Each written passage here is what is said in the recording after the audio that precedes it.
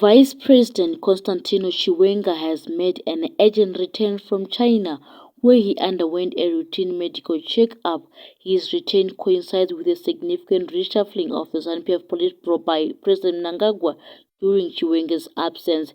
This reshuffle is widely perceived as a move to undermine Chiwenga's aspirations for the presidency in the 2028 elections, as it is believed to have disrupted his succession ambitions.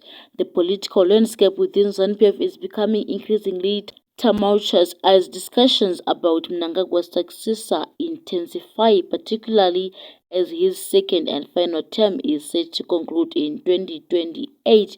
Chiwenga's supporters and close allies are actively advocating for a potential third term for President Mnangagwa, effectively impeding Chiwenga's path to the highest office. Sources close to the situation revealed that Chiwenga hastily returned from China upon learning about the political reshuffle, which was executed without his knowledge.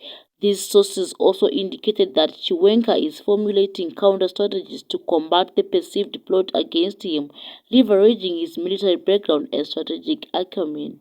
Upon his return, Chiwenga promptly engaged in a closed-door meeting with SADC Executive Secretary Mr. Elias Magosi. This meeting took place in the context of Zimbabwe's preparations to host the SADC Head of State and Government Summit in August.